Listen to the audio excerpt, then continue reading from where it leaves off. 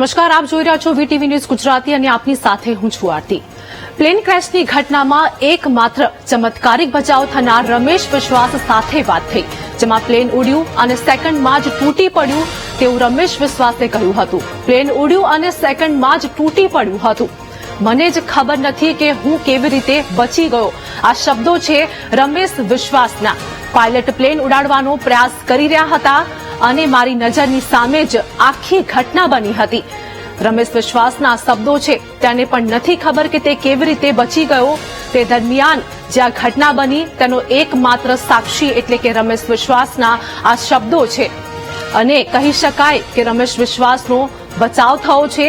જે ઘટના બની હતી તેમાં 242 લોકોમાંથી ફક્ત એક જ આ વ્યક્તિ રમેશ વિશ્વાસ, જે ચમત્કાર કહી શકાય અને તેનો બચાવ થયો છે। મને જ ખબર નથી કે હું કેવી રીતે બચી ગયો તેવું રમેશ વિશ્વાસ દ્વારા કહેવામાં આવ્યું। મારી નજર સામે આ ઘટના બની છે અને રમેશ વિશ્વાસે કહ્યું કે મેં મારી નજર સામે જ અનેક લોકોને જે બળતા હોય તેવા દ્રશ્યો પણ જોયા અને હું ડરી ગયો હતો। રમેશ વિશ્વાસ ત્યાંથી કૂદી ગયો અને તે બચી ગયો હતો।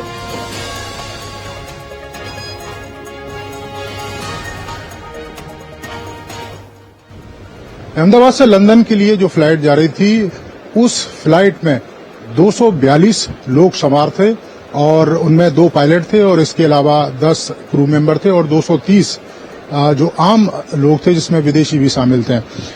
विश्वास कुमार इस समय हमारे साथ हैं। आपको बता दें कि विश्वास कुमार इकलौते ऐसे शख्स हैं जो उस हादसे में जिंदा बचे और ये एक तरीके से चमत्कार है, क्योंकि ऐसे चमत्कार बहुत ही कम देखने को मिलते हैं।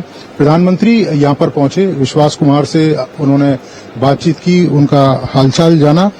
सर ने पूछा कि क्या कैसे हुआ, तो मैंने उसके बारे में बताया और सब हालचाल पूछा सब। विश्वास, अगर हम जानना चाहें कि आप थोड़ा सा बता पाएं कि ये हादसा कैसे हुआ था, क्योंकि ये एक बड़ा चमत्कार है जिस तरीके से आप वहां से इकलौते ऐसे शख्स हैं जो जिंदा बचे। वो मेरे नजरों के सब सामने हुआ था। मेरे खुद को भी बिलीव नहीं होता कि मैं कैसे उसमें से जिंदा बाहर निकला, क्योंकि थोड़ा टाइम लिए के तो मेरे को लगा था कि मैं भी मरने वाला हूँ, लेकिन जब मेरी आंख खुल के मैं देखा ना तो मुझे लगा मैं जिंदा हूँ। तो मैंने ट्राई किया, जब मेरी सीट थे वो मेरे बेल्ट निकाला, मैंने वो ट्राई किया जहाँ से निकल सकता वहां से, तो मैं निकल गया वहां से। मेरे सामने नजरों के सामने एयर होस्टल और दूसरे आंटी अंकल सभी उसमें मिस हो गए थे सभी। अच्छा, थोड़ा सा बता पाएं, जब जैसे ही टेक ऑफ हुई फ्लाइट, क्या हुआ था और अचानक से कैसे हादसा हुआ? टेक ऑफ के बाद 1 मिनट के अंदर ही जब टेक ऑफ हुआ ना, तो सडनली 5-10 सेकंड कैसे लगा जैसे स्ट्रक हो गया वो। बाद में से मेरे को लगा कि कुछ हुआ। बाद में प्लेन में लाइट ऑन हो गई, ग्रीन और व्हाइट।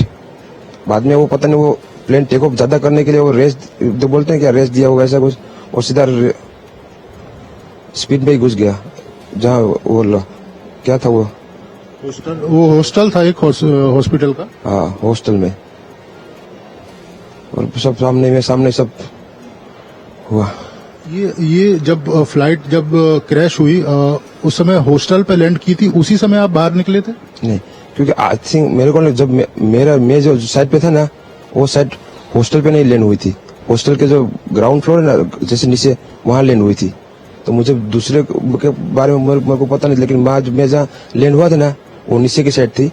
तो जब वहां थोड़ा पेस भी था प्लेन के जब बाहर, तो जब जैसे मेरा डोर टूटा ना सब, तो मैंने देखा ना जब सामने कि थोड़ा इधर पेस है, तो मैं ट्राई कर सकता हूँ निकलने के लिए। तो मैंने ट्राई किया निकलने के लिए, तो फिर मैं निकल गया उधर, क्योंकि अपोजिट साइड पे थे ना, वो बिल्डिंग का वो था ना दीवार, तो उधर से कोई शायद नहीं निकल सका होगा, क्योंकि उधर पूरा उधर ही क्रैश हुआ था।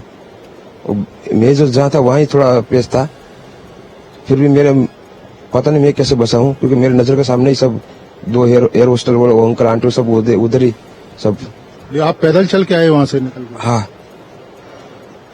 और थोड़ा जब आग लगी ना, मेरा लेफ्ट हैंड भी जल गया थोड़ा। फिर एम्बुलेंस मेरे को उठा लेके इधर आया हॉस्पिटल में। अभी इलाज वगैरह कैसा हो रहा है? अभी कैसा फील कर रहे हैं आप? इलाज बहुत अच्छा है, यहाँ के लोग बहुत सपोर्टिंग है, बहुत अच्छा इलाज कर रहे हैं।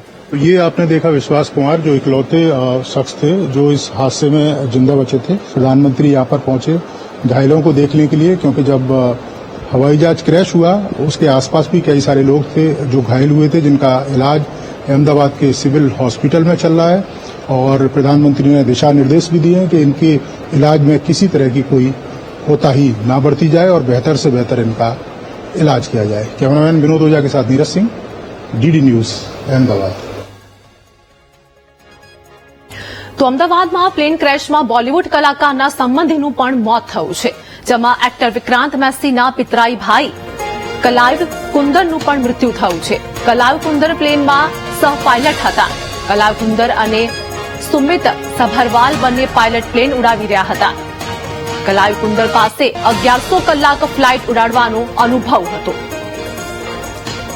જેમાં કલાઇવર કુંદર અને સુમિત સભરવાલ બંને પાયલટ પ્લેન ઉડાવી રહ્યા હતા અને કલાઇવ કુંદર પાસે 1100 કલાક ફ્લાઇટ ઉડાડવાનો પણ અનુભવ હતો। અમદાવાદ પ્લેન ક્રેશમાં બોલિવૂડ કલાકારના સંબંધીનું પણ મોત થયું છે। એક્ટર વિક્રાંત મેસીના પિતરાઈ ભાઈ કલાઇવ કુંદરનું પણ મૃત્યુ થયું છે। હાલ વાત કરીએ કે સમગ્ર દેશની અંદર શોકનો માહોલ જોવા મળી રહ્યો છે, જે કરુણાતિકા સર્જાઈ છે, જેમાં અનેક પરિવારજનોએ પોતાના વહાલ સોયાઓને ગુમાવ્યા છે।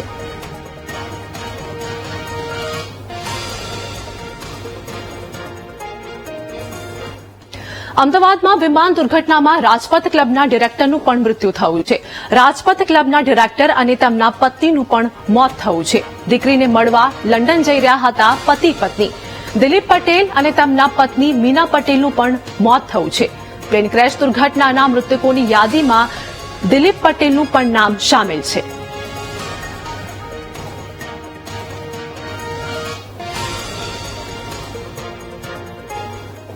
હિંમતનગરની યુવતીનું વિમાન દુર્ઘટનામાં મોત થયું છે, જેમાં પાયલટ ખટીકનું મોત થતા પરિવારનો આધાર છીનવાયો છે।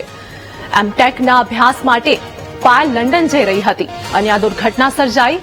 એરપોર્ટ પર મૂકીને આવેલા પરિવારને દુઃખદ સમાચાર મળ્યા। જીવનની પહેલી ફ્લાઇટ જિંદગીની અંતિમ ફ્લાઇટ બની ગઈ। મૂળ રાજસ્થાનનો પરિવાર હિંમતનગરમાં છૂટક મજૂરી કરે છે। પાયલટના પરિવારમાં 2 બહેન, 1 ભાઈ અને માતા પિતા છે। પાયલ નોકરી કરીને પરિવારનું ગુજરાન ચલાવતી હતી।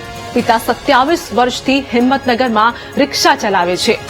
મૃતદેહની માહિતી બાબતે પરિવાર મદદની પણ માંગ કરી રહ્યો છે।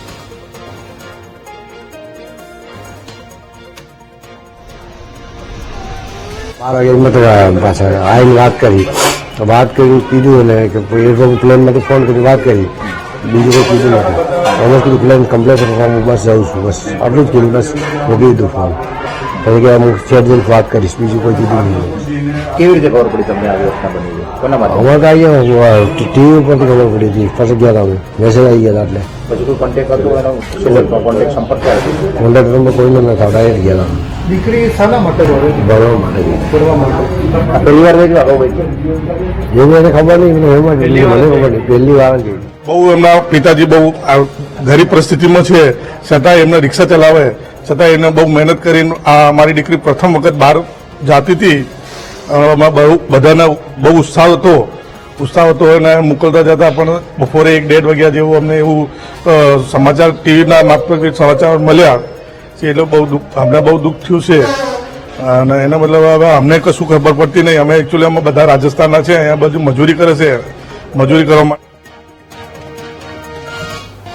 તો મહત્વપૂર્ણ સમાચાર, અમદાવાદ પ્લેન ક્રેશમાં નોકરીએ જવા નીકળેલા આશાસ્પદ યુવાનનું મોત થયું છે।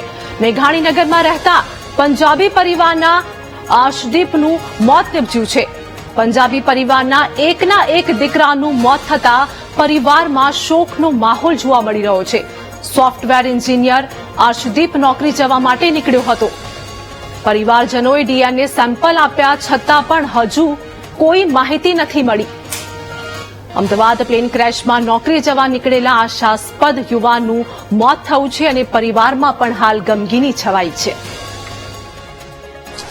વિમાન દુર્ઘટનામાં એક બાદ એક મોતની પુષ્ટિ થઈ રહી છે। પ્રધાનમંત્રી નરેન્દ્ર મોદી અહીંયા આવ્યા, અધિકારીઓ સતત અહીંયા છે। એ મૃતદેહો લઈ જવામાં આવી રહ્યા છે, લાવવામાં આવી રહ્યા છે. આ તમામ સમાચારો તો આપે સાંભળ્યા હશે, પરંતુ વધુ એક સમાચારથી અમે અવગત કરાવવા જઈ રહ્યા છે કે એક 21 વર્ષનો દીકરો જે પોતાના ઘરેથી જાય છે, કામ માટે જાય છે, જે રસ્તા પર બાઇક લઈ અને જતો હતો, પરંતુ એ ન કામે પહોંચી શક્યો કે ન તો પોતાના ઘરે પહોંચી શક્યો. એમના મમ્મી છે, એમની સાથે વાતચીત કરીશું. આપકા નામ? रंजीत कौर. आप कहाँ से हो बेसिकली? बेसिकली पंजाब से है. और फैमिली सब यहाँ आ गई? फैमिली यहीं पे है, मेरी मैरिज यहीं पे आई हूँ, मैरिज करके यहीं पे आई हूँ, यहीं पे रहते हैं. आपके बेटे का नाम क्या? अर्शदीप सिंह बंगा. तो अर्शदीप कब निकले थे और क्या हुआ? अर्शदीप 1:30 बजे निकले थे. वो घर से जैसे निकले वो 2 मिनट बाद ही वो विमान गिरा. उसके बाद उसका फोन नहीं लगा. मैं बहुत ट्राई कर रही हूँ उसका, पूरी रात ट्राई करते रही, लेकिन उसका फोन नहीं लग रहा. फोन उसका स्विच ऑफ आ रहा है, कहीं भी वो एक्टिव नहीं है, ऑनलाइन कुछ नहीं है, उसका फोन ही स्विच ऑफ है. उससे कोई बात ही नहीं हुई. तो आपको कैसे पता चला कि ये दुर्घटना हुई है विमान वाला, और फिर आपने फोन किया तो आपके मन में धुआं निकला ना एकदम, तो मेरे को पता चला. सबने बोला कि विमान गिरा, विमान गिरा. तो मैंने कहा अभी मेरा बेटा गया तो मैं उसको पूछूं कि आज तू कहाँ पे पहुंचा है, तू ठीक है? लेकिन उसका फोन ही नहीं लगा कोई. अभी तक उससे कोई बात नहीं हुई, उसकी कोई खबर नहीं मिली. उसके पापा कल से ढूंढ रहे हैं उसको. आप हॉस्पिटल जाके आए? उस मिस्टर जाके आए, डीएन टेस्ट देख के आए, सब कुछ करके आए, लेकिन उसकी कोई खबर नहीं मिली अभी तक. उनके पापा कहाँ? उनके पापा अभी भी वही हैं, सब ढूंढ रहे हैं उनको हॉस्पिटल में. हाँ जी. और लास्ट क्या बात हुई थी आपके अपने बेटे से? बेटा बस काम पे जा रहा था तो बोलता मम्मी के बंद कर लो, जाफा बंद कर लो. तो मैं गई, नौकरी के लिए निकला, मैंने गेट बंद किया और अंदर आई. बस 2 मिनट बाद ही मैं बाहर निकली तो वो विमान गिरा. क्या अभी भी लग रहा है कि बेटा आएगा कहीं ना कहीं बच? देखो मेरी आस तो है, मैं माँ हूँ, मैं नहीं चाहूंगी कि मेरे बेटे को कुछ हो. मेरा बेटा ठीक ठाक बस घर पे आ जाए, भले उसको चोट लगी हो, लेकिन कहीं भी हो वो घर पे आ जाए मेरे पास. एक ही एक मेरा बेटा है. आपकी लास्ट कोई बात हुई थी उनसे, या कुछ ऐसी बात जो कभी भी आप नहीं भूल सकोगे? कभी नहीं. वो हंसते खेलते गया. उसने ऑनलाइन टी शर्ट मंगवाई थी, नई टी शर्ट पहने गया. मम्मी ऐसा लगते है नई टी शर्ट, ऐसा बोलती थी. उनके पापा का क्या कहना है? वो कल से वहीं पे है हॉस्पिटल में? नहीं, वो रात को आ गए थे, 12 बजे घर पे आ गए थे. उसके पापा अभी सुबह से जा रहे, घूम रहे हैं. उसके फ्रेंड लोग भी हैं साथ में, अर्श के, लेकिन उसका भी कुछ पता नहीं चल रहा. वहाँ कोई इंक्वायरी की कि जॉब पे वहाँ पहुँचे या नहीं? इंक्वायरी की है, वो बोलते अभी टाइम लगेगा, अभी कुछ पता नहीं चला. जैसे पता चलेगा तो पता चलेगा. शाम को आए थे ना सर वो लोग, उसके ऑफिस का पूरा स्टाफ आया था. वो बोलते कि आंटी हम सब जगह ढूंढ रहे हैं, लेकिन अभी अर्श की कोई खबर नहीं है, आप चिंता मत करो, अर्श मिल जाएगा, मिल जाएगा, ऐसे बोल रहे हैं सब. कितना टाइम हुआ था वो यहाँ से निकले घर पे और ये दुर्घटना हुई? अर्श को 2 मिनट हुए थे घर से निकले जैसे ये दुर्घटना हुई. सिर्फ 2 मिनट. તો 2 મિનિટમાં શુંનું શું થઈ જાય છે અને કાલે શું થવાનું છે કોને ખબર છે, પણ એક માં આંસુ સારી રહી છે અને માની આંખમાં હજુ પણ એ જ આશા છે કે એમનો એકનો એક દીકરો, 21 વર્ષીય જુવાન જો દીકરો કે જે એમની પાસે આવી જાય. અને એ માએ એ શબ્દો કહ્યા કે એ દીકરાને ભલે કંઈ પણ થયું હોય, એને ગમે એટલી ગંભીર ઇજાગ્રસ્ત થયો હોય, પરંતુ એ દીકરો એ મા પાસે આવી જાય. પંજાબનો આ પરિવાર કે જે 30 થી 40 વર્ષથી અહીંયા રહે છે, 21 વર્ષનો દીકરો તેમનો, અને સતત તેઓ પ્રાર્થના કરી રહ્યા છે, સતત 2 દિવસથી તેઓ હોસ્પિટલની દોડધામ કરી રહ્યા છે કે શું પરિસ્થિતિ છે. ડીએનએ ટેસ્ટ પણ તેમણે આપ્યા છે, પરંતુ આંખમાં એક આશા.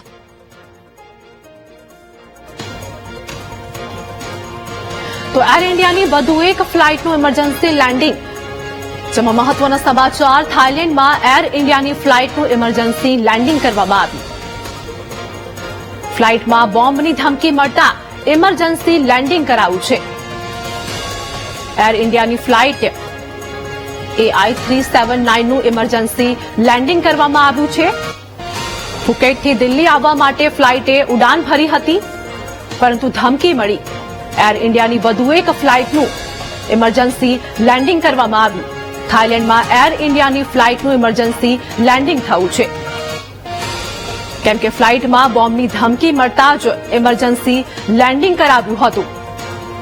એર ઇન્ડિયાની વધુ એક ફ્લાઇટને ધમકી મળી, જેમાં હજુ તો એક ઘટના બની છે અને બીજી આ ઘટના સામે આવી ગઈ કે ફ્લાઇટને ધમકી મળી છે. ફુકેટથી દિલ્હી આવતા માટે ફ્લાઇટે ઉડાન ભરી હતી.